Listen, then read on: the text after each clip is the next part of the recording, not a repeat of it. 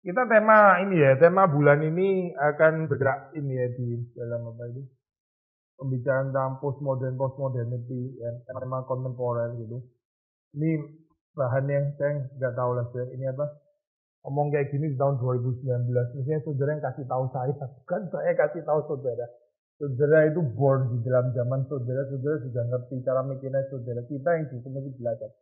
Karena kita di peralihan zaman mesin ketik, menuju kepada ini apa touchscreen gitu ya atau ini apa tadi laptop dan sebagainya. Kita yang perlu belajar, kita mesti ngerti sih ya. Saudara nggak perlu ngerti sih ya.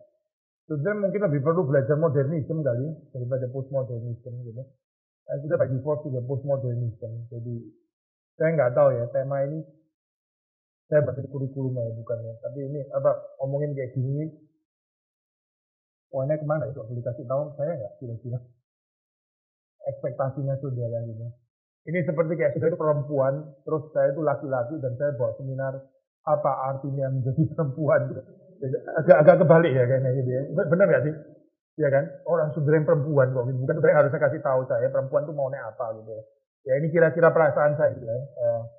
Saudara itu pasti lebih postmodern daripada saya. Saya lebih jadul, lebih lebih kuno gitu. Sehingga waktu kita belajar postmodern ya, sebetulnya saudara cuma recall aja ya. Saudara cara mikirnya apa ya, itu sudah ada di saudara, kita nggak harus ngajarin lagi kali ya. Yang yang kita justru lebih nggak akrab itu cara mikirnya orang modern gitu. Tapi sebagian ini ya persoalannya ya, sebagian daripada kita mungkin gitu, kan terdidiknya di dalam pendidikan modern gitu. Terus jadi nggak konteks sensitif di dalam zaman kontemporer sehingga nggak sadar masih pakai paradigma modern dan sebagainya. Saudara mungkin dididik uniform juga bisa di dalam pendekatan itu. Sehingga meskipun saudara by default itu harusnya postmodern, tapi somehow ada campuran modern tanpa saudara jelas atau nggak jelas, conscious atau unconscious, dan akhirnya terus ke bawah ke sana.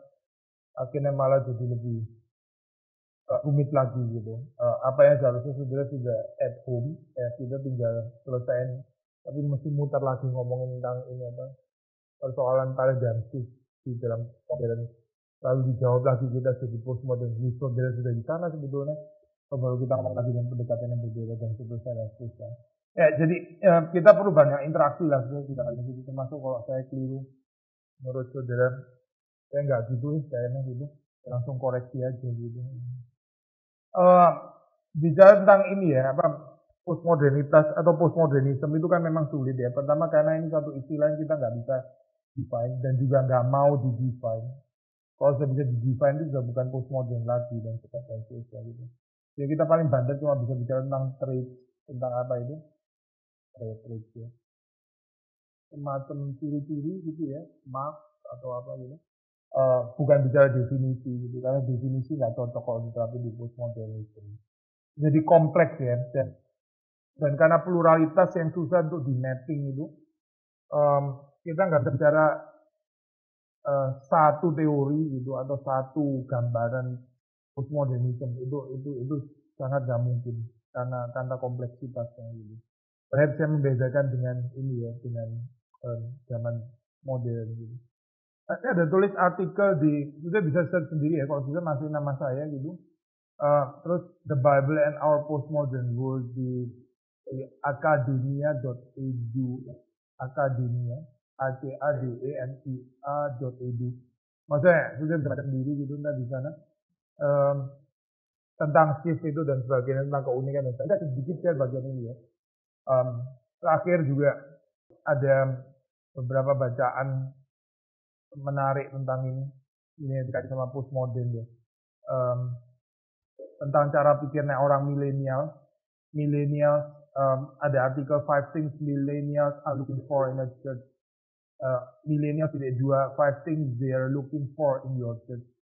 Kita termasuk orang milenial kan? Milenial itu lahirnya tahun berapa kalau menurut itu nanti? Ya, itu lahir tahun kira-kira 90-an ya. Jadi ini apa ya? Prematur ya. Apa ya? 90-an ya, yang milenial ya. Jadi cari jiwa untuk terusan ini apa berikutnya gitu. Ya kita especially ya. Misalnya ya, ini 5 poin dia bilang kalimat seperti ini, misalnya ada beberapa poin ya. Transparency, authenticity, ya, transparency, authenticity. Millennials desire to know the truth, the real deal. Ini kan udah nggak cocok ya sama kita bicara postmodern. Saudara nangkep nggak poinnya? Postmodern itu sudah jadul sekarang. Maksudnya apalagi kan teriak-teriak relativisme dan sebagainya, itu sudah jadul sekarang. Sekarang ini sudah postmodern, sudah pasca modern gitu. Kalau orang dulu kayaknya orang modern kan celebrate truth gitu ya, dengan tongkatnya, dengan naifnya dan dengan overconfidence dan sebagainya, itu modern. Di dalam zaman postmodern kan orang bilang it's a matter of perspektif gitu kan. Itu semuanya itu urusan perspektif gitu. Kita perspektifnya lain-lain dan seterusnya. Tapi di dalam zaman postmodern orang justru mau tahu the truth gitu, karena mau cari transparency and authenticity gitu. Itu juga nggak cocok sama pembicaraan postmodernnya, artinya ala karikatur model relativisme dan sebagainya. Itu sudah kuno, sudah ketinggalan zaman gitu. Maksudnya kalau kita masih berpikir ke sana ya susah ya untuk menjangkau gitu. Tapi mesti dibedakan ya pengejaran desire to know the truth ini. Ini P3 gitu, P3 yang pasca tadi ya. Pasca ini pasca, yang ini modern gitu ya. Harus bisa didifferentiate ya. Pengejaran truth yang ini sama yang ini itu lain loh. Itu nangkep memang. Ini adalah pengejaran truth yang setelah pasca ini gitu. Bukan yang postmodern, tapi pasca postmodern gitu. Saya ambil ini ilustrasi sederhana ya. Phase 1 ya, orang nggak bisa main badminton, orang nggak bisa main piano, nggak bisa main pingpong dan sebagainya ya, asal gitu. Pernah lihat anak kecil main piano ya? Dia banting-banting tangan, nggak mikir kan gitu kan ya. Itu fase 1 nggak mikir gitu. Orang fase 2 itu mulai belajar, dia mulai taruh ini tangannya mesti gini. Mikirnya susah gitu ya, mulai pakai pikiran gitu. Atau tadi yang saya ngomong itu kalau badminton ini sih gini, oh ini gini, oh orang disesuaikan derajatnya dan sebagainya. Mikir, banyak mikir gitu. Ini kan sudah lewat dari fase ini ya, phase 1 kan, ini phase 2 gitu. Tapi kalau limb switching main dan sebagainya, ya dia nggak mikir gitu. Main badminton tuh nggak mikir lagi. Itu dia nggak ngukur gini-gini kan nggak mungkin kan sih. Atau Mozart main piano masih banyak gitu kan nggak mungkin ya gitu. Dia udah nggak mikir gitu, mainnya udah nggak mikir. Tapi nggak mikirnya Mozart sama nggak mikirnya anak kecil itu dua yang berbeda ya. Sudah nggak poinnya ya. Jadi fase 1 tuh nggak mikir, fase 2 itu kayak mikir sulit sekali gitu ya. Terus ngatur taruh tangan di mana. Fase 3 nggak mikir lagi gitu. Tapi nggak mikirnya 3 sama 1 itu totally different thing gitu. Nah itu kira-kira gambaran ya. Kalau kita bilang millennial desire to know the truth. Bukan model modern loh maksudnya. Bukan gitu. Ini sudah model pasca multi perspektifalism. Sudah lebih daripada itu gitu. Jadi kita sekarang sudah masuk di dalam kemungkinan bukan skeptisisme, agnostisisme ala sebelumnya gitu ya. Itu sudah lewat zaman kayak gitu. Karena memberi solusi anyway gitu. Gak ada kepastian juga. Dan sekarang ini orang mau cari truth gitu. Jujuran ya. Transparency, authenticity. Dan berarti kita sedang berurusan dengan apa sih tantangannya gitu di dalam hal ini gitu. Kalau mereka mau kenal the truth ya, the real deal. Kesulitan apa gitu menurut saudara challenge-nya. Jadi saudara mesti gimana gitu menghadapi orang yang desire to know the truth, the real deal gitu. Gimana? Urusannya sama the truth?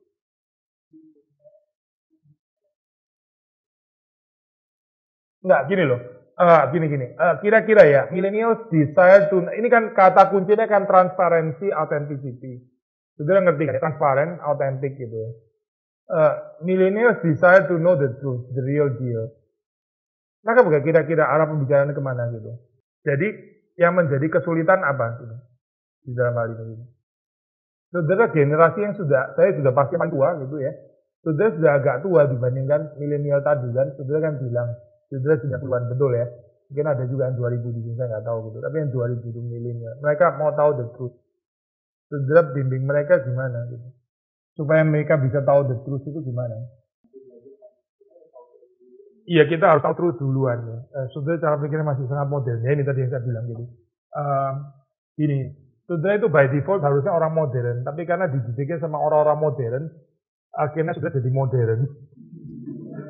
Ini rumit banget gitu ya, rumit banget. Sosiologi kita ini, maksudnya apa, society kita itu rumit gitu.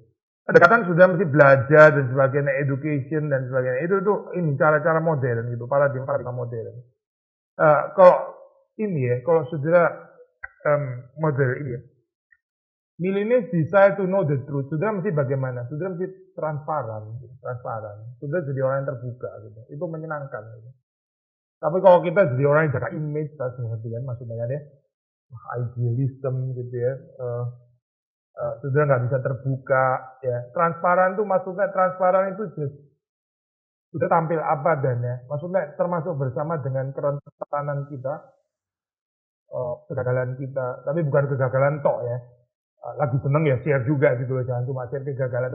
Orang itu judek juga kalau ketemu saudara tiap kali di sana urusan kegagalan gitu misalnya.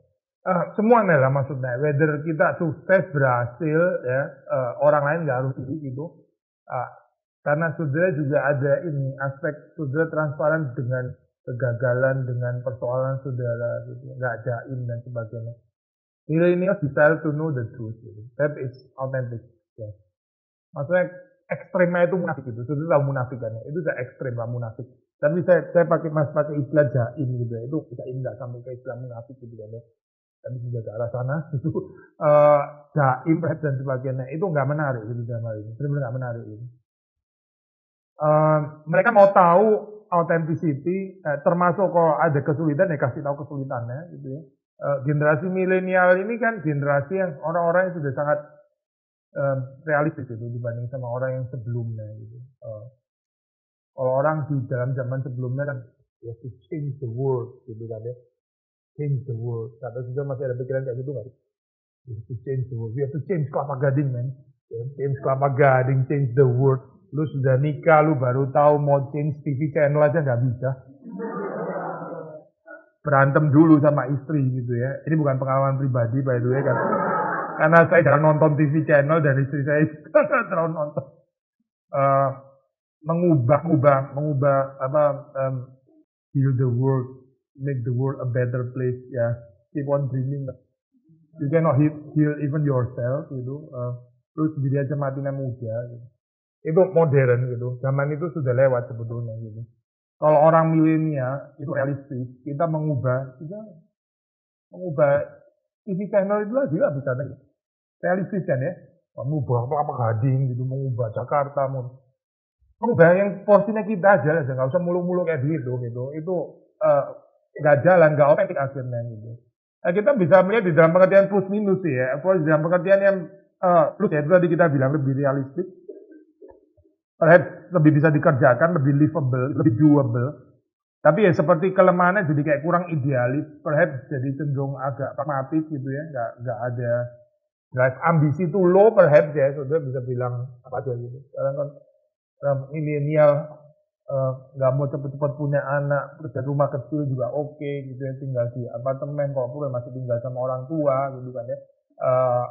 Udah lain sama sekali cara mikirnya gitu. Kerjaan juga nggak perlu ada kantornya dari mana saja. Makanya ada workspace yang disewa-sewain kan sekarang itu sudah sama sekali beda kan sama zaman dulu gitu. Nah ini pengaruhnya gimana ke eklesiologi? Pengaruhnya untuk gereja terus apa gitu di dalam hal ini gambar ini? Transparency, authenticity ya. Yang kedua ya ini saya nggak usah ngomong lah ya. Ini social media matters di sini dibilangnya gitu. Saudara lebih tahu lah dari saya. Mesti eksis di sosial media gitu ya. Nggak cuma di dalam pengertian yang ini bodily presence. Kita nggak bisa cuma tekenin sebaliknya saja gitu. Maksudnya dalam pengertian bahwa sosial media itu nggak bisa menggantikan bodily presence. Semua orang juga tahu gitu. Maksudnya I think milenial juga tahu di dalam hal itu gitu. Bukan nggak tahu kok gitu. Siapa yang nggak tahu kalau itu dunia virtual? Bahwa itu kan real gitu. Semua juga tahu gitu. Dan bahwa manusia tetap perlu bodily presence, engagement secara bodily dan sebagainya. Ya tahu juga gitu.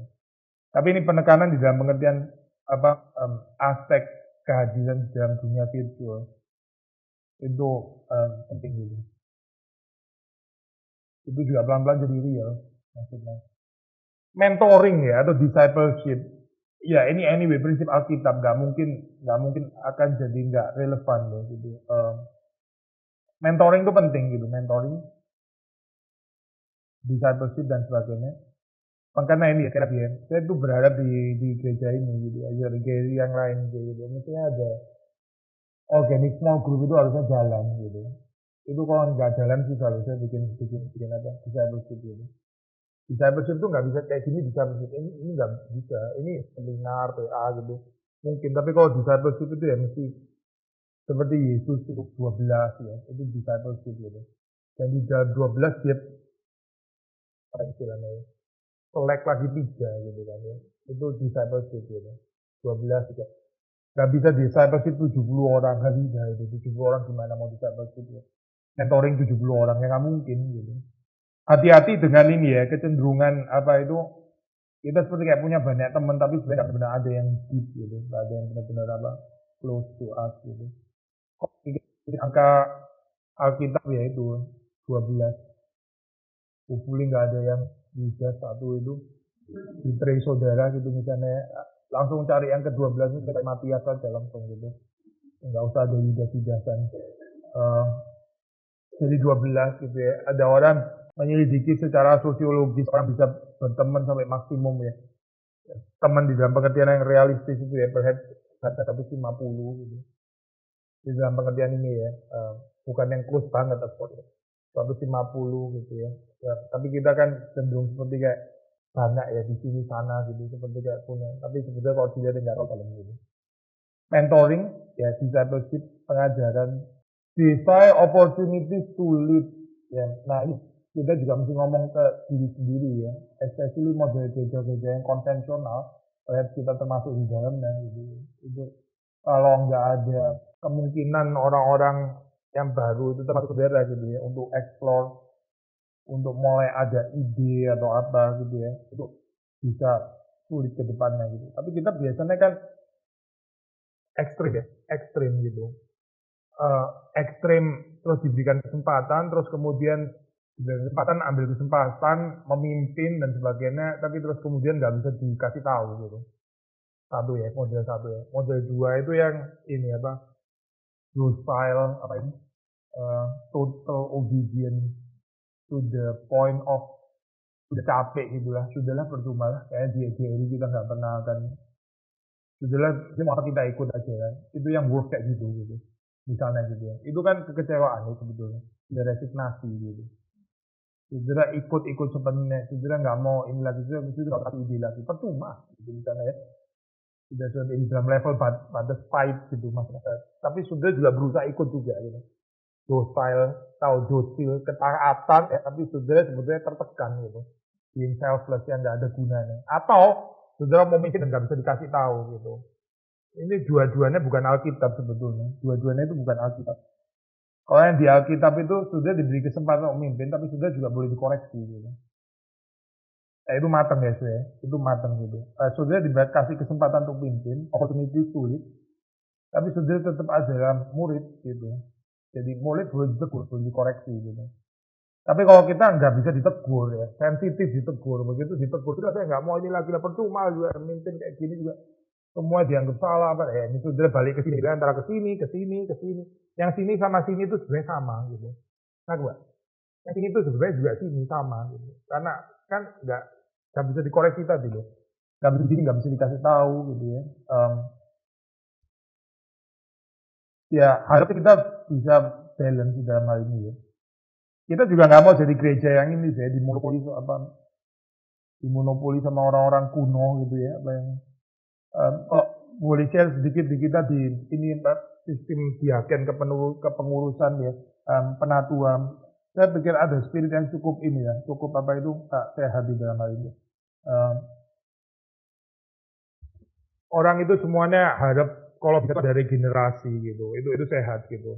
Ini nggak taken for granted loh saya. Ada gereja yang pengurusnya nggak mau turun, sebenarnya nggak mau turun, gitu. Sampai berantem, sampai ribut gitu maksudnya. Ini apa? Jadi kita bersyukur ya kalau ada gereja yang diakennya waktu dia apa itu melayani itu bukan karena dia kepingin gitu, tapi karena ibaratnya itu apa ya, menyangkal diri gitu. Nah itu pelayan-pelayan kayak gitu kita beres gitu, karena bersih sama urusan power gitu.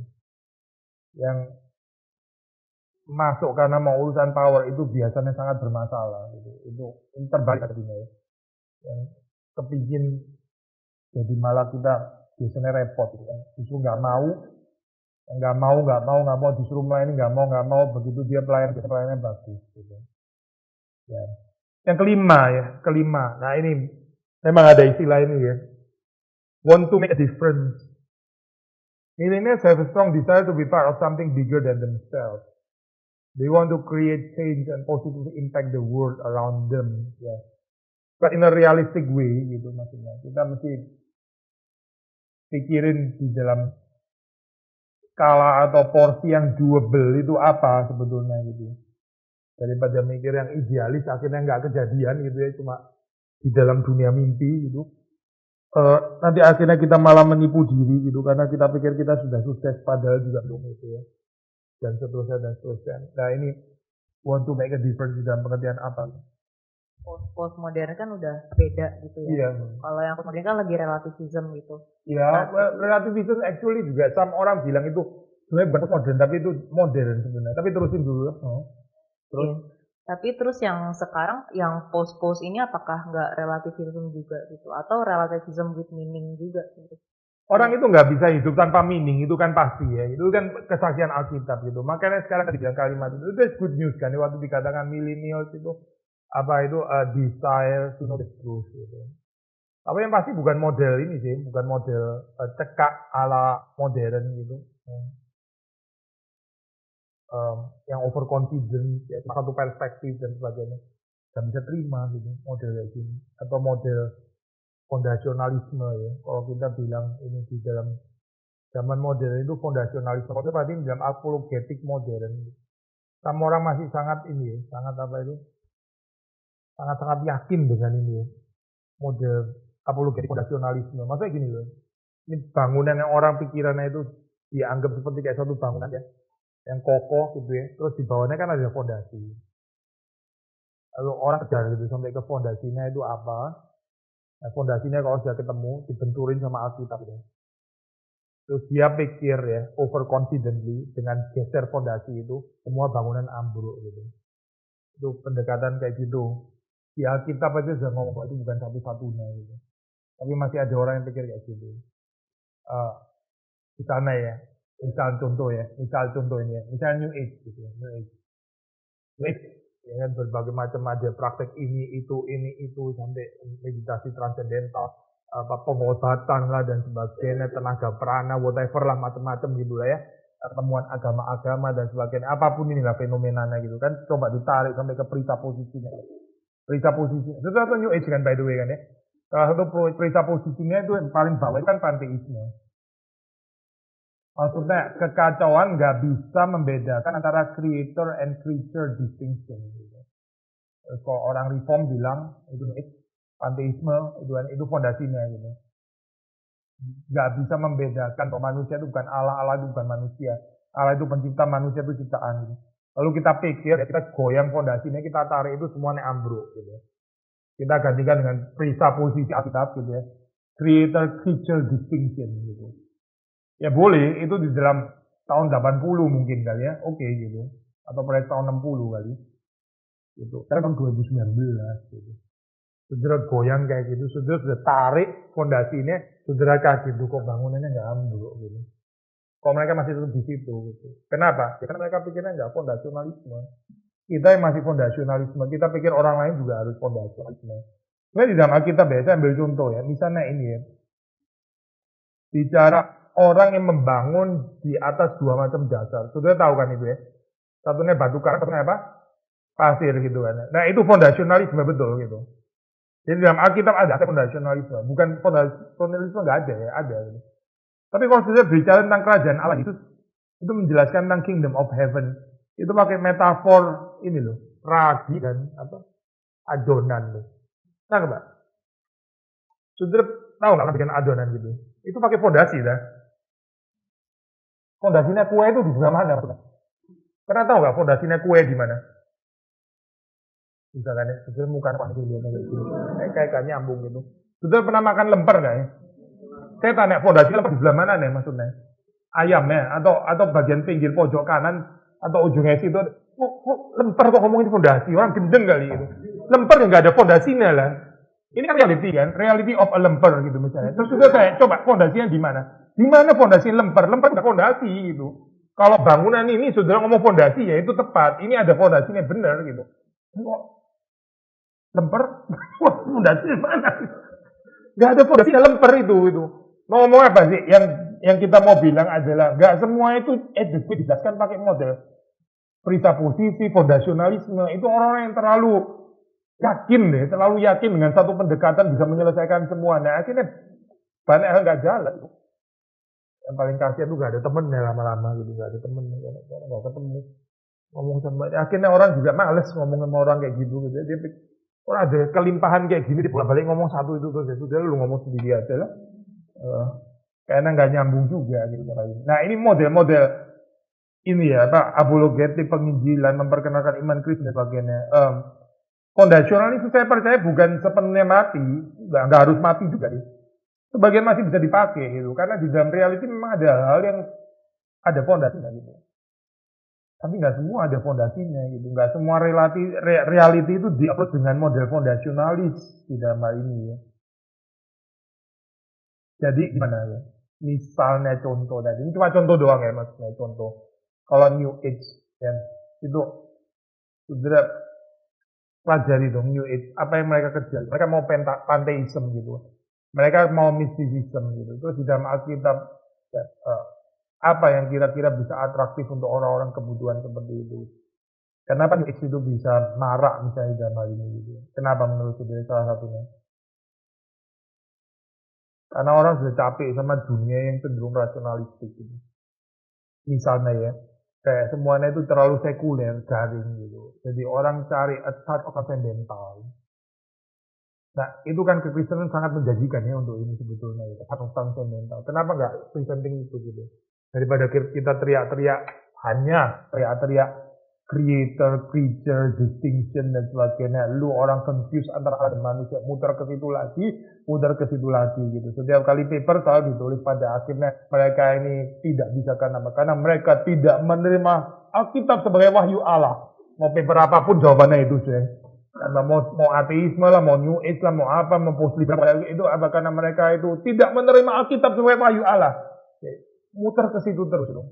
Nah, kebalik poinnya. Ya memang kenyataan mereka gak terima gitu loh. Lu ngomong lagi mereka gak terima, apa gitu. Setelah itu mau apa setelah itu. Ya ini kesulitan-kesulitan. Kalau kita nggak mengerti di dalam cara pemikirannya orang postmodern. Pendekatan soal konteks sensitif ya, itu lebih penting gitu dalam hal ini. Konteks sensitif. Kalau misalnya Paulus, dia kan terhadap orang Yunani, dia seperti orang Yunani, orang Yahudi seperti orang Yahudi. Ya. Yang kedua soal reduksionisme, foundationalism tadi gitu ya. Nggak semua bisa didekati secara fondasional atau secara posisional. Dicari dasar asumsi paling bawahnya itu apa gitu. Ibarat kita tarik karpetnya, lu orang semua akan jatuh gitu misalnya. Terus ditarik karpetnya karena mereka bisa floating, saudara bingung gitu. Lu mesti nggak bisa kayak gini loh, nggak bisa ngawang-ngawang kayak begini gitu. Ya kan memang ngawang-ngawang kok mereka gitu. Jadi gimana? Kita pernah belajar metode penginjilan yang kaku gitu ya. Mereka bilang setelah gini, ntar gini gitu ya. Belajarnya gitu, setelah gini, setelah gini. Dia jawabnya bukan ini. Kita gitu. Loh, sebentar. Lu nggak jawabnya gitu loh. Lu bukannya nggak mau jawab ini aja gitu. Kan jadi aneh kayak gini. Baru kayak gini. Jadi kesulitan karena orang gerak ke tempat lain gitu. Tapi kalau kita di dalam Alkitab itu ya, rasul-rasul itu lincah gitu. Orang itu boleh gerak mana saja gitu. Dan nggak harus ngikutin metodenya saudara gitu. Nggak ada one single metode ada. Yang berikutnya ya, ini ya, tadi kan kita bilang jadi gerakannya seperti kayak balik lagi gitu, seperti tadi ya. Ini kan truth, post-truth, terus sekarang kayak balik ke truth lagi gitu ya. Balik ke truth lagi. Tapi truth bukan yang ini ya. Tapi ini sudah post-truth gitu sebetulnya. Post-truth yang dibilang truth di dalam pengertian itu post-truth. Tapi ada potensi kita bisa bicara truth. Saya mau terusin prinsip yang sama ya di dalam pengertian ini ya. Orang modern itu percaya metanaratif ya. Segala sesuatu itu bisa dijelaskan dengan model narasi satu yang berlaku secara universal untuk setiap orang. Well, Alkitab to be precise menyajikan meta-naratif ya pasti gitu. Itu komitmen kita. Maksudnya kita percaya ada creation, ada fall, ada redemption, lalu ada consummation. Itu kan a kind of meta-naratif ya. Semua orang berjalan di dalam cerita itu kan sebetulnya gitu.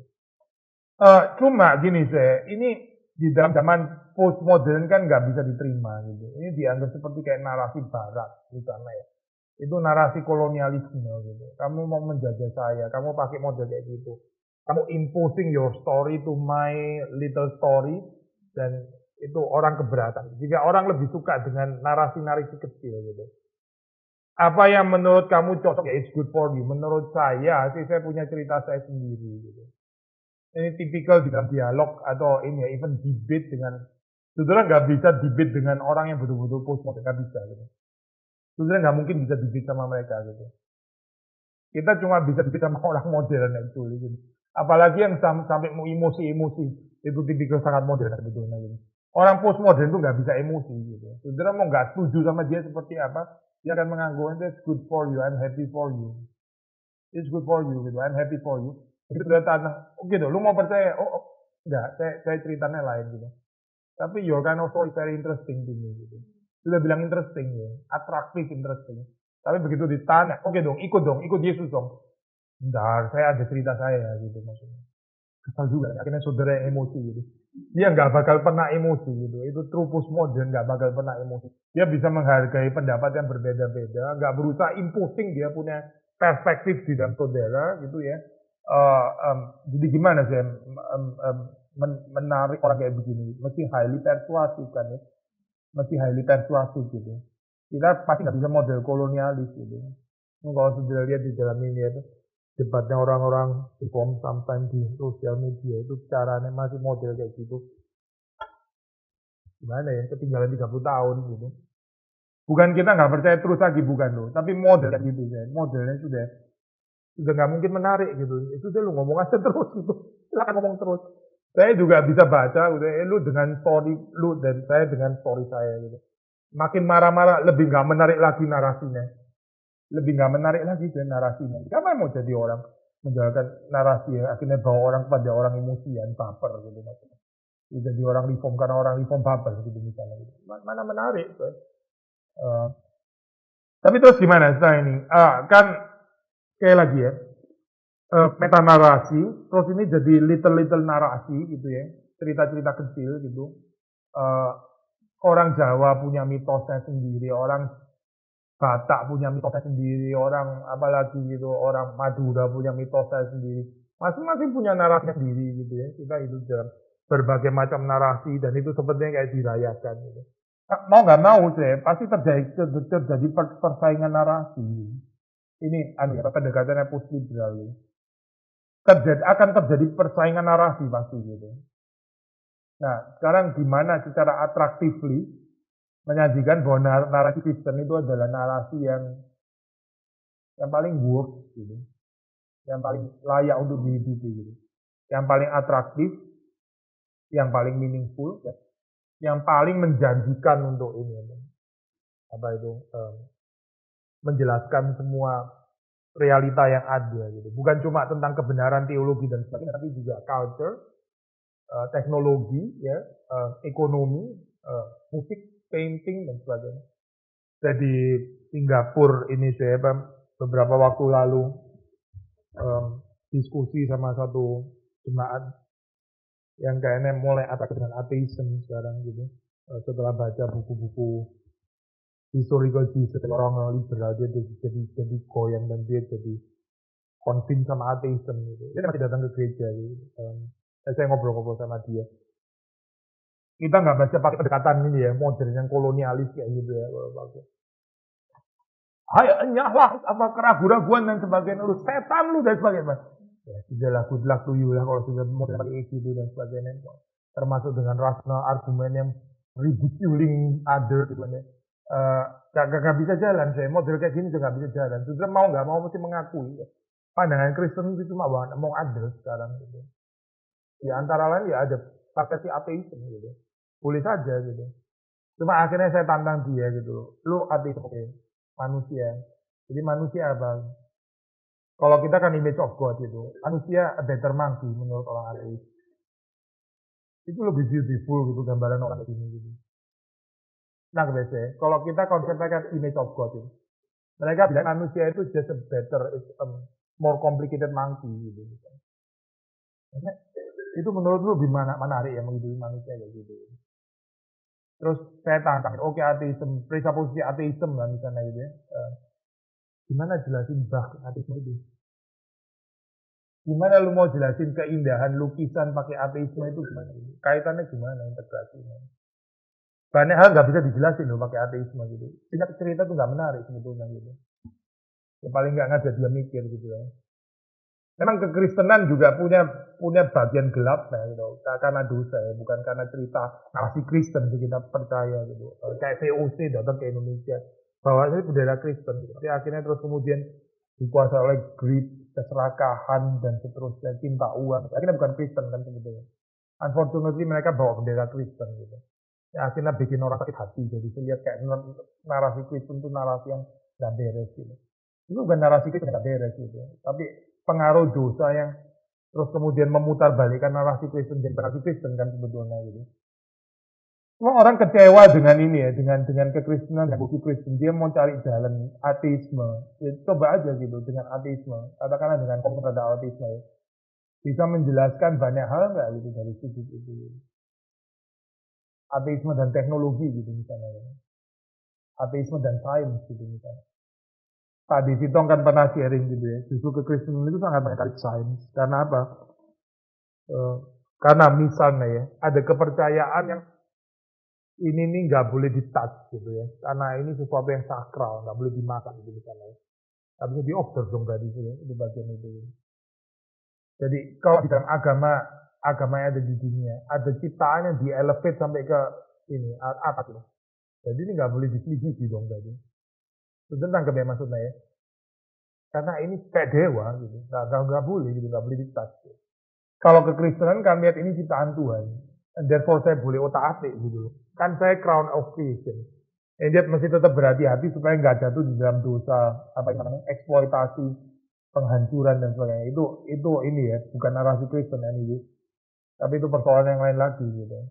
Cuma model film seperti Avatar yang menggambarkan kita supaya cinta lingkungan, masih merasa kalau kita menebang pohon itu kayak menebang diri kita sendiri. Apa yang menarik narasi kayak gitu? Maksudnya menebang pohon itu sama dengan menebang diri sendiri. Karena kita one gitu dan sebagainya. Mereka akan creating narasi ini.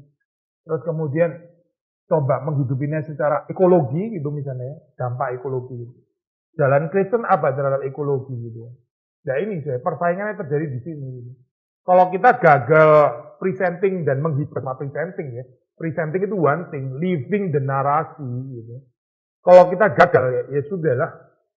Berarti persaingannya gagal gitu. Kan sesuai poin ini ya. Kita ini di dalam taruhan sekarang. Taruhan bukan gambling ya maksudnya. Tapi di dalam persaingan gitu. Semua di dalam dunia bawa narasinya masing-masing. Mereka percaya dengan narasi mereka lebih baik secara ekologis, lebih baik secara ekonomis, lebih baik secara agama, ya, lebih baik secara seni dan seterusnya. Terus orang Kristen juga datang kan ya. Ini kita datang dengan narasi Kristen gitu. Kita mesti present and living narasi itu worth living gitu, worth living. Ini layak dihidupi. Bukan sesuatu yang menakutkan, bukan sesuatu yang akhirnya menghancurkan kehidupan manusia, tapi sebetulnya paling bisa dihidupi. Ya ini kita jadi bersaingnya di sini jadi dalam ini. Ada komitmen ya terhadap narasi tertentu gitu. Unlike dunia modern yang try to impose narasi secara apa ya kolonialis gitu ya, menjajah dan sebagainya. Kita aware kalau ada macam-macam narasi, tapi kita juga tetap ada komitmen dengan narasi yang kita percaya dan berusaha untuk menyaksikannya, menyaksikan Kristus di dalamnya, lalu terus membuat dunia itu tertarik gitu. Saya pernah share ke saudara itu ada satu profesor di Singapura ini benar-benar prodigi, bahkan dia jadi profesor teologi. Dia waktu kecil ya, dia pergi ke satu gereja yang inilah gereja teologi sukses. Ya. Setiap kali dia ada kesulitan, dia ada ini ya penderitaan, ada kecewaan dan sebagainya, dia datang kepada pelayan, kepada pendeta dan sebagainya. Ya, selalu dijawab itulah kalimat-kalimat itu sudah tahu kan ya. Beriman gitu kan ya. Beriman sudah pasti kasih sudah beriman. Akhirnya dia keluar dari gereja itu. Jadi dia bilang kalimat ini gereja ini gagal addressing suffering. Tahu saya. Gereja ini nggak punya narasi tentang suffering. Nggak ada narasinya tentang suffering. Nggak bisa deal with suffering. Bolak-balik dibilang beriman. Ini berarti gereja yang nggak teologinya nggak livable gitu. Narasinya nggak bisa dijalani. Gitu. Seharusnya kita dengan teologi reform gitu ya, mestinya bisa lebih atraktif waktu kita menjelaskan suffering gitu. Lebih works narasinya ya, waktu menjelaskan suffering itu apa gitu. Bukan mode itulah teologi sukses ya. Sebenarnya kalau betul-betul percaya itu secara radikal, kan mereka percaya kalau kita benar-benar beriman, gak mungkin sakit gitu kan ya. Gak mungkin sakit. Saya sederhana aja ya, orang kayak gitu ya, kok digigit nyamuk jadi apa coba? Maksudnya nyamuk yang rompal giginya gitu dan dia tetap smooth gitu. Itu kan gak livable ya actually teologi kayak gitu. Tapi kok ada ya orang masih bisa percaya gitu. Gak livable itu teologi itu. Saudara beriman, jadi gimana? Saudara jatuh terus aspalnya yang rusak. Gimana? Itu apa ya bisa dihidupi coba teologi kayak gitu gitu. Kalau kita normal kita jatuh ya kita lah yang ini yang luka gitu kan ya. Dia gimana addressing luka gitu kan ya. Gimana addressing persoalan luka di dalam kehidupan manusia. Manusia itu ternyata vulnerable, ternyata fragile. Gimana addressing ini gitu loh. Narasinya apa? Narasi mereka manusia nggak bisa luka. Ya good luck lah. Ini tapi kayak gini ada orang yang masih mau menghidupi gitu. Ya konyol. Tapi saudara punya cerita apa gitu. At least mereka punya narasinya kan ya. Narasi yang nggak bisa luka meskipun jatuh itu tadi gitu. Asal kita beriman. Lalu terus kalau orang reform narasinya apa nih? Narasi terhadap luka, terhadap sakit hati, terhadap kekecewaan. Kita punya narasi apa tentang itu? Nah ini loh, ini yang menarik gitu. Ini pendekatannya ini ya, ya postmodern. Bukan model ini ya, pengajaran rasional apa ini tertata sistematik dan sebagainya. Saya bukan bilang ini rabis ya, bukan gitu. Ini masih ada tempatnya, masih ada tempatnya. Tapi tidak ini adequate ya untuk menjawab ini, menjawab apa pertanyaan zaman sekarang gitu. Mereka lebih perlu narasi-narasi itu gitu. Dan mereka melihat narasinya dari mana? Bukan dengan buku yang saudara kasih. Mereka lihat narasinya dari saudara. Seperti dibilang Korintenboom, dunia itu nggak tertarik baca Alkitab. Gitu. Baca buku teologi, nggak tertarik. Gitu. Dunia itu membaca orang-orang Kristen. Saudara itu istilahnya Paulus ya. Paulus bilang, kita ini surat Kristus. Kamu itu surat-surat Kristus. Dunia itu nggak baca Galatia, nggak baca Roma. Nggak baca itu, enggak. Dunia itu baca saudara dan saya. Kita ini surat Kristus. Gitu. Pertanyaannya benar nggak yang di dalam ini Kristus? Gitu. Narasi kita itu betul nggak hidupnya Kristus? Gitu. Atau jangan-jangan narasi yang lain? Kalau narasi yang lain ya berarti bukan Kristen sebetulnya gitu. Karena bukan Kristus di dalamnya. Ya kita bukan surat Kristus. Kalau kita lihat surat kapitalisme, surat Marxisme, atau surat apalah yang lain-lain gitu. Maksudnya narasi-narasi yang lain. Ya, aspek yang lain, pendekatan yang lain, misalnya pendekatan beauty, ya, pendekatan estetik, ya, pendekatan estetik. Bukan cuma pendekatan tentang benar, salah, benar. Itu enggak, ini Alkitab juga ya. Kebenaran dan salah dan sebagainya. Tapi juga, ini loh, what is truly beautiful, ugly, less beautiful, very ugly, less ugly, dan sebagainya. Ya. Dan kalau sudah baca di dalam Alkitab kan ada aspek-aspek seperti itu ya. Itu pemazmur bisa mengatakan the law of the Lord more to be desired than gold, even much fine gold, sweeter also than honey and drippings of the honeycomb. Nah, ya. Firman Allah itu lebih menarik daripada gold. Dia nggak bilang firman Allah itu lebih benar daripada emas. Lebih benar dari emas itu gimana ya maksudnya? Maksudnya emas itu salah gitu. Atau lebih righteous daripada lebih righteous. Wicked, righteous, wicked. Oke lah, ada tempatnya gitu. Tapi ini lebih beautiful gitu. Sweeter itu berarti wilayah taste kan ya. Ngomong sesuatu yang di taste gitu. Nah kita masih buka approach ini gitu. Gak bisa cuma bener, salah, bener, logik, gak logik. Muter di situ terus ya apologetiknya gitu. Pikir orang lama-lama itu capek gitu. Dan dia pikir dengan pokoknya rigid, bener, salah, bener, salah. Dia pikir lebih benar akan lebih atraktif membawa orang lebih percaya kepada Kristus gitu. Itu optimisnya tinggi sekali ya itu orang kayak gitu. Benar-benar tinggi sekali optimisnya. Nggak tahu di dalam kehidupan ini orang hidupnya bukan cuma dengan urusan kebenaran tapi juga dengan keindahan. Saudara punya kesukaan makanan kan ya? Apa kesukaan makanannya misalnya? Apa? You name it lah. Apa? Babi. Babi yang dimasak dengan cara apa gitu ya? Siapa yang makan itu karena lebih benar? Lebih benar makan babi. Bukan kebenaran. Kan? Urusannya itu lebih nikmat kan gitu loh. Di dalam hidup itu orang bukan makan pilih ice cream atau apa karena itu lebih benar gitu ya. Kalau iklan zaman dulu ya, sudah belum lahir nih. Tidak, lebih baik naik Vespa, lebih baik naik Vespa, lebih baik better gitu. Bukan lebih benar naik Vespa, lebih baik ngomongnya gitu. Lebih indah dari warna aslinya gitu ya.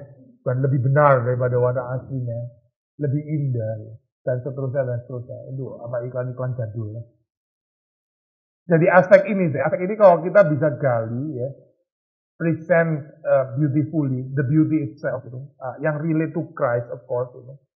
Bicara di dalam wilayah estetik yang juga ada relativisasinya ya dari Alkitab itu. Misalnya dikatakan bahwa Yesus itu mukanya itu nggak indah gitu. Nah ini kan konsep beauty yang berbeda gitu dalam hal ini.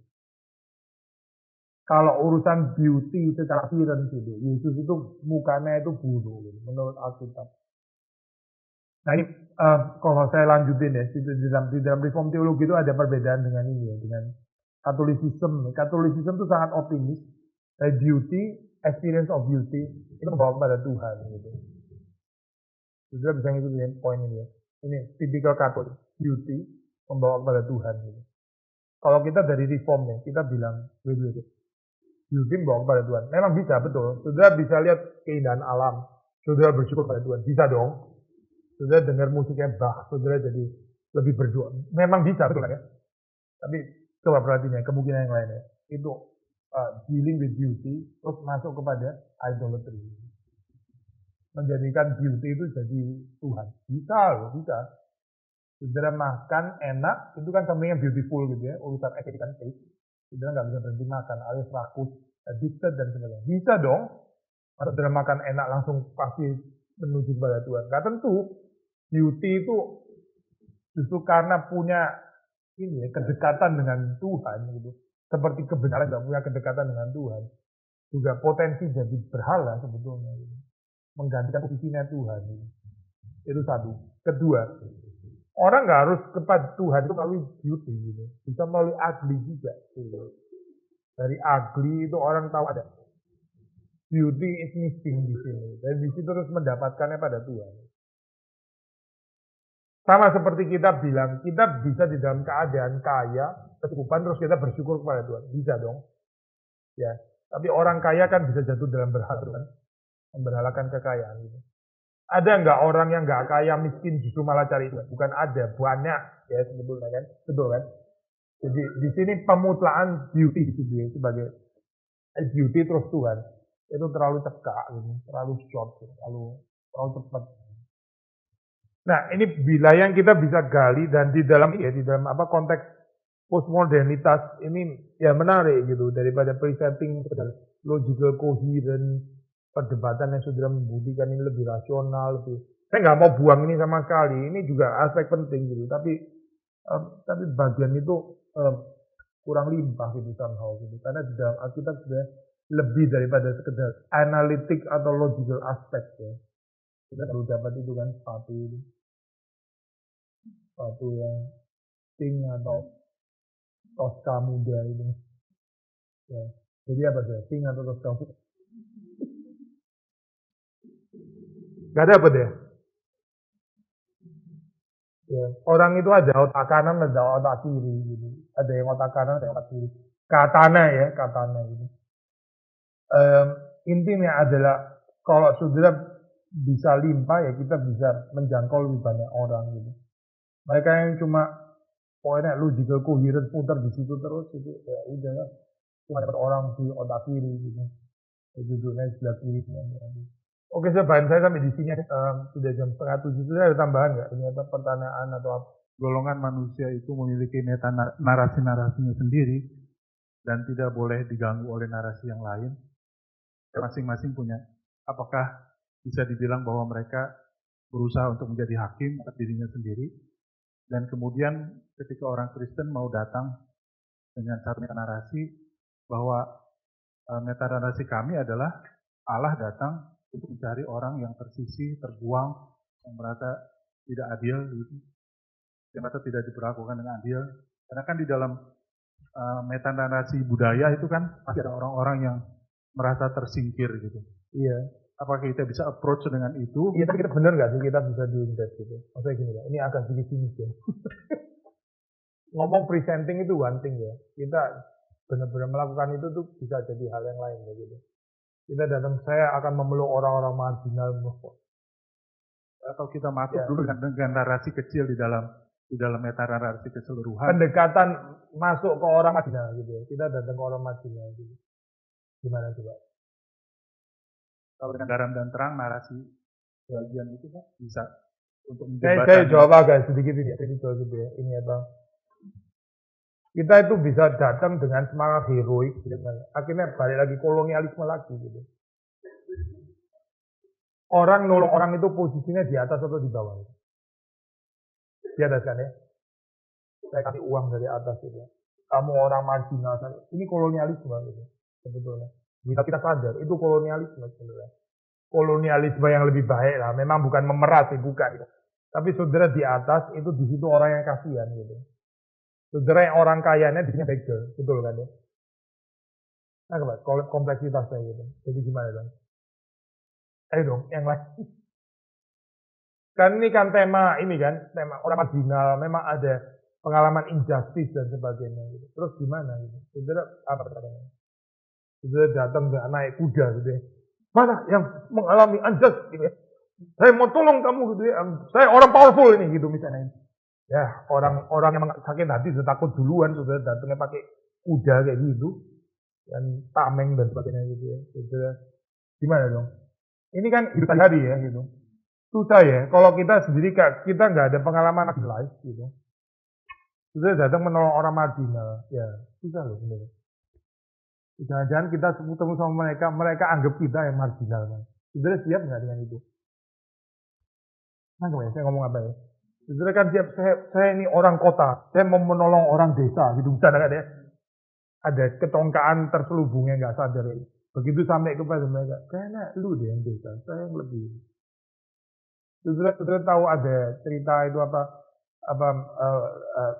papa kaya mau bawa anaknya ke ini papanya kaya sekali, anaknya itu sudah biasa hidup dalam kekayaan. Ceritanya papanya mau memperkenalkan anaknya di kehidupan desa gitu, kehidupan yang miskin gitu kan ya.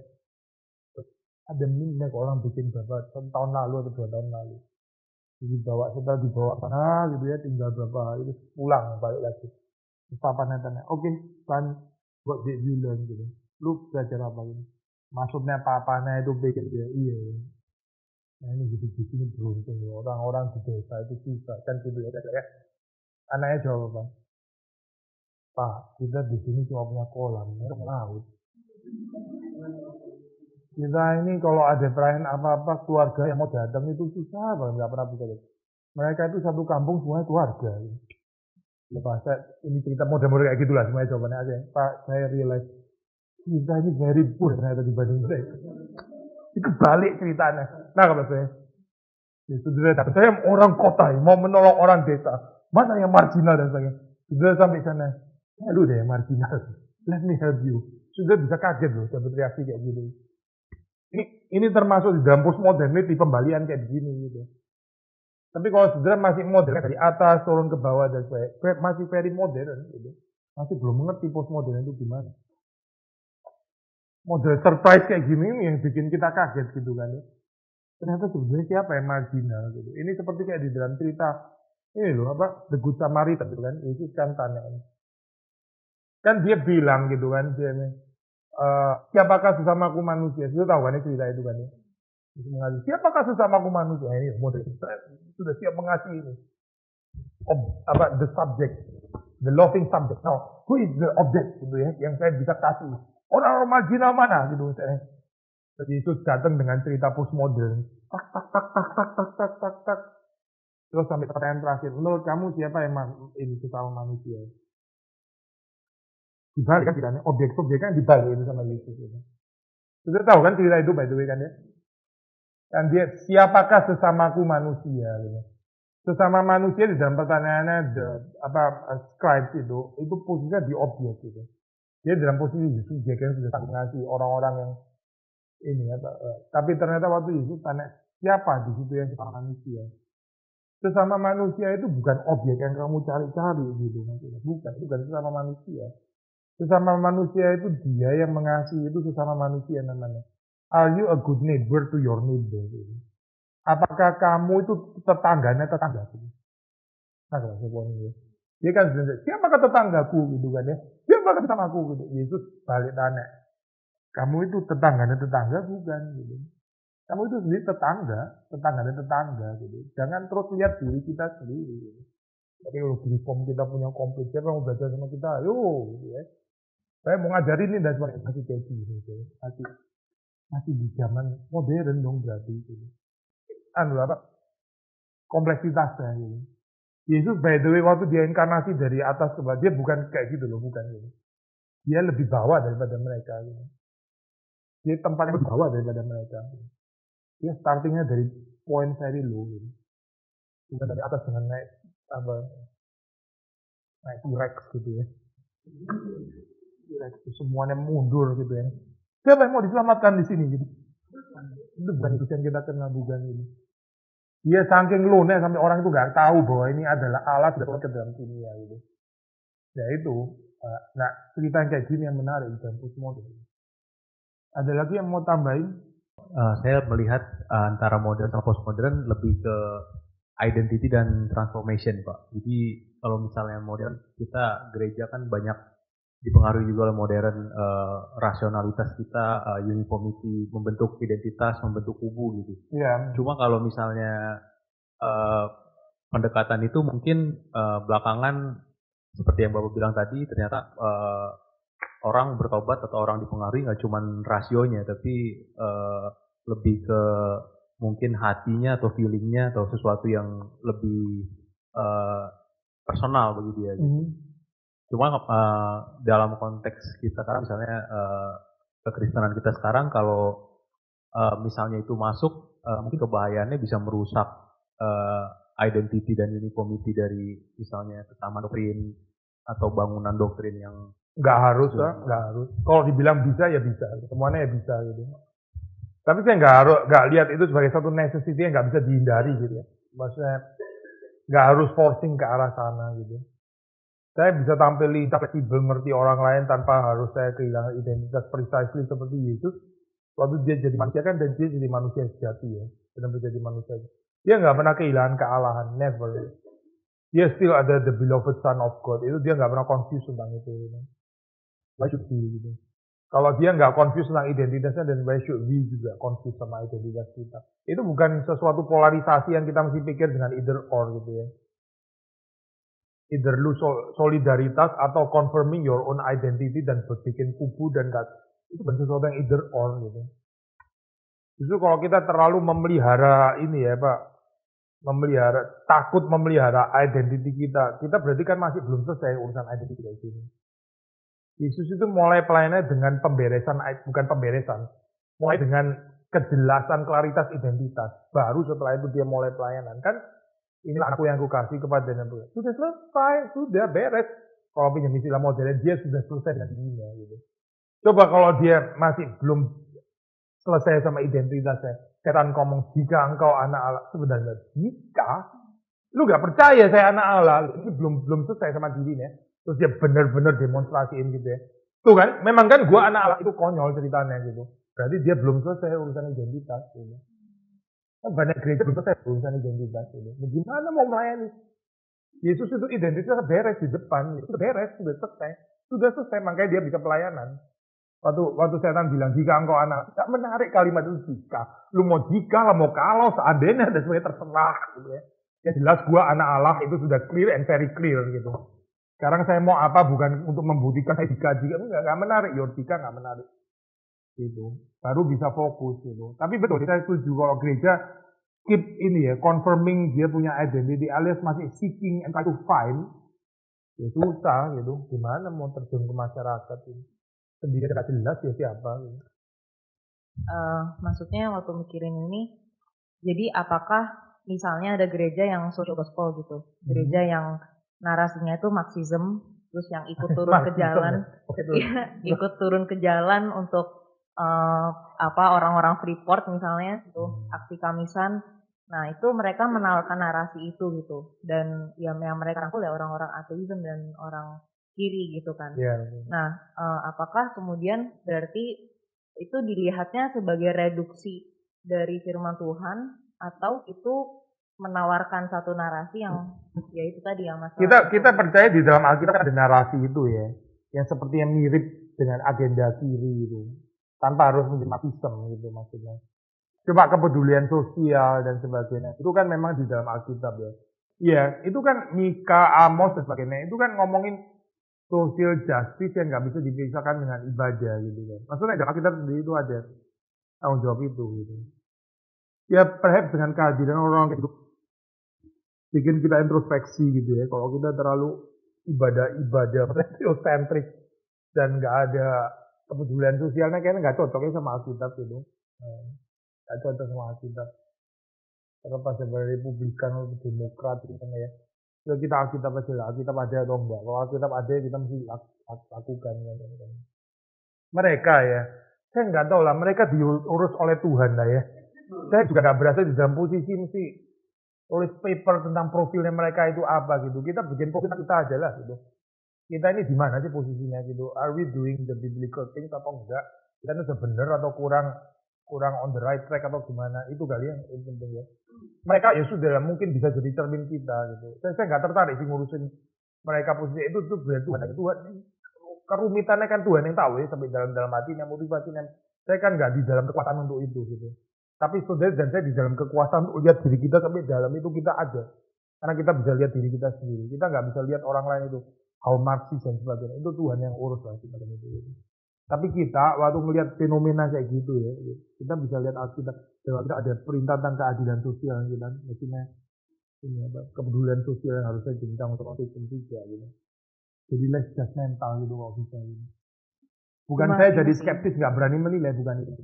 Maksud saya bukan mau menjudge, cuman yang tadi terkait yang konflik itu, saya jadi kepikir apakah misalnya gerakan reform punya porsi dalam hal tertentu dan gerakan mereka. Oh, kesana ya maksudnya. Karena incomplete itu tadi gitu misalnya. Maksudnya apakah itu maksudnya seperti itu? Kalau kita gini ya, ada beda. Misalnya gini ya, incomplete. Kalau saya menyadari incomplete, saya nggak harus in polemik dengan orang yang completing my incompleteness kan. Betul kan ya? Tapi kalau saya regardless, kamu social gospel atau apa ya, konteksnya agak abstrak gitu.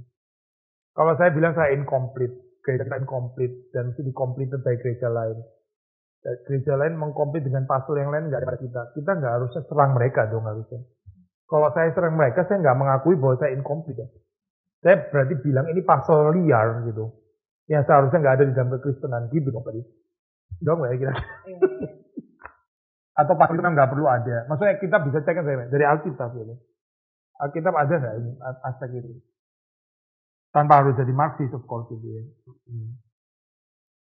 Marxis itu secara sederhana bagian yang paling kritikal kan kebencian terhadap orang kaya. Itu kan nggak Alkitabiah gitu. Kenapa selalu orang sukses yang salah gitu? Itu kan hatred ya actually gitu. Bagaimana bisa jadi narasi Kristen gitu? Ada orang benci orang miskin, ada orang menghina orang miskin. Ada orang juga menghina dan benci sama orang kaya ya. For no reason. Memang orang kaya yang salah ya banyak juga betul gitu. Tapi terus bikin generalisasi semua profil dalam dunia ini karena orang kaya. Dari mana ya? Dari mana?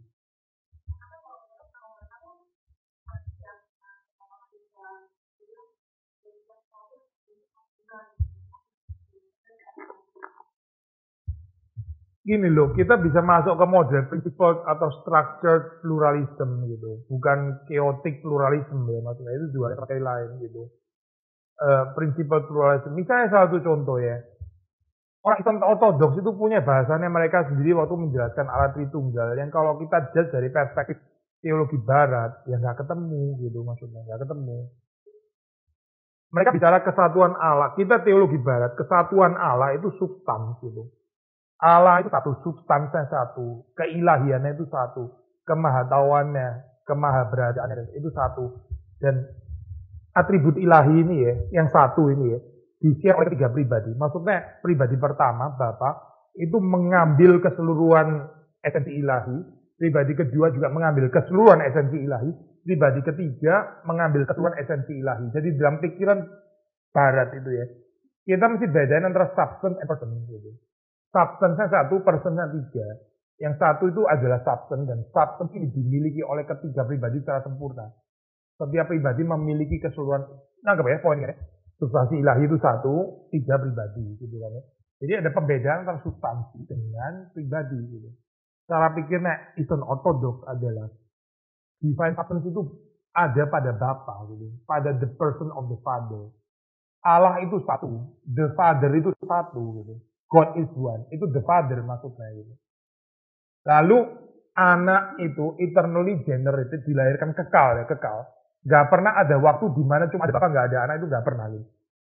Bapak selalu bersama dengan anak. Anak itu kekal dilahirkan dari Bapak. Karena dia lahir dari Bapak, dia punya substance yang sama persis dengan Bapak. Karena dia lahir dari Bapak gitu. Tapi substance itu tadinya satu dan ada pada Bapak. Logically speaking. Ini the Father, God is one, yaitu the Father. Anak itu keluar dari Bapa. Ini berarti dia punya substance yang sama dengan Bapa. Lalu Roh Kudus itu keluar dari Bapa, ya. Dan karena dia keluar dari Bapa, eternally procession, dia juga punya divine substance yang persis dengan satu-satu dengan Bapa. Gitu. Tapi cara mikirnya kan ada ya dengan model apa? Barat itu. Model barat itu mikirnya itu substance sendiri, person itu sendiri. Gitu. Ini satu, ini 3. Gitu. Satu bukan 3, 3 bukan satu. Itu cara pemikirannya barat. Cara pemikirannya timur, yang satu itu adalah dari Bapa, dan dari Bapa itu keluar anak dan keluar Roh Kudus. Akhirnya jadi 3 pribadi. Tapi disebut satu, Allah itu satu. Ya maksudnya the Father. Tapi orang barat nggak ngerti cara mikir kayak gitu. Dibilang katanya mereka cuma percaya satu pribadi. Kacau, itu konyol bener-bener. Ada orang reform mikir kayak gini. Aduh, saya males terus baca. Sudah tahu berarti dia nggak ngerti gitu. Itu nggak educate di dalam ini apa ekumenisme gitu. Orang kayak gitu. Maksudnya akhirnya jadi bikin polemik yang nggak karu-karuan, mempermalukan orang reform. Tapi saya juga nggak ada waktu, masalah juga nanggepin gitu. Nggak ada waktu ya. Itu dia lah gimana. Ini cuma salah satu contoh gitu maksudnya. Salah satu contoh. Kita punya vocabulary yang lain. Nah ini kalau kita bisa ngerti cara pikirnya mereka. Itu bukan cara pikir saya terdidik di dalam teologi Latin Barat bersama dengan Roma Katolik gitu misalnya. Kita Protestan Latin Barat kan. Ini Eastern Orthodox mikirnya lain sebetulnya gitu. Nah kalau saya bisa ngerti cara mikirnya, saya nggak harus polemik dong sama mereka gitu. Tapi maksa polemik itu maksa mereka harus ngikutin cara pikir saya. Harus substan 1, 3 ya. Jadi langsung ngomong sendiri aja. Harus orang lama-lama ngomong gitu. Nggak ngerti ini language ini gitu maksudnya.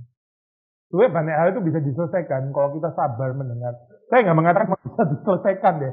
Ada yang betul-betul nggak ketemu benar-benar bidat heretik gitu dan nggak terima. Misalnya yang menyembah mamon gitu. Itu kita nggak ketemu sama mereka. Di Alkitab jelas Tuhan ikut mamon gitu ya. Ada orang bilang ikut Yesus kaya raya. Itu nggak ada ekumenisme sama mereka. Nggak mungkin gitu. Di Alkitab juga sangat jelas bagian itu. Ini termasuk bagian prinsip pluralisme. Saya bisa beda sama orang, tapi bedanya itu di mana? Ini di layer apa? Itu namanya prinsip pluralisme. Gitu. Yesus Tuhan nggak Tuhan, ini di dalam layer dalam gitu. Tapi kalau misalnya di dalam gereja itu boleh nggak pakai band atau nggak pakai band? Itu layer berapa? Ini ngomong gitu. Ini di layer berapa gitu? Kan lain ya kemutlaannya gitu. Ini termasuk prinsip pluralisme. Gitu. Percaya teori predestinasinya yang versi apa dan sebagainya, ini layer berapa gitu. Tapi kalau nggak bisa bikin layer-layer kayak gini ya, semuanya itu di layer 1, ya, masalah, belum masalah. Ada orang nggak bisa bikin diferensiasi loh, semuanya di layer 1 gitu. Semua disebut dianggap bisa di layer 1, ya sudah lah. Ada tambah lagi saya terakhir, tambah ada saya ini.